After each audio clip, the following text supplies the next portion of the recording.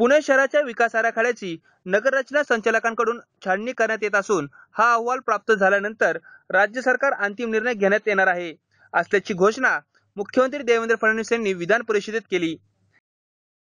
पुणे शहराच्या डीपी विषयी काँग्रेसच्या आमदार दीप्ती चौधरी, डॉक्टर सुधीर तांबे, भाई जगताप या सदस्यांनी तारांकित प्रश्न उपस्थित केला होता। या प्रश्नाला मुख्यमंत्री देवेंद्र फडणवीस यांनी लेखी उत्तर देखील दिले।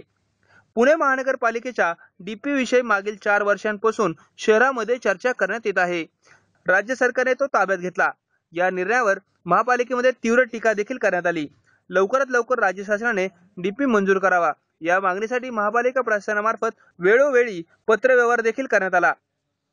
तर याच पार्श्वभूमीवर पुणे शहरातील जुन्या हद्दीचा विकास आराखडा सादर करण्यासाठी पुणे विभागीय आयुक्त च्या अध्यक्षतेखाली त्रिस्तरीय समिती नियुक्त करण्यात आली होती। या समितीने 390 आरक्षणे कमी करून तब्बल 500च्या वर आरक्षणे कायम ठेवली। हा विकास आराखडा सादर करताना आरक्षणे वगळण्याचे प्रस्तावित केले आहे। मात्र नगररचना संचालकांकडून छाननी झाल्यानंतर हा विकास आराखड्याला मान्यता देण्यात येईल असे मुख्यमंत्री देवेंद्र फडणवीस यांनी सांगितले।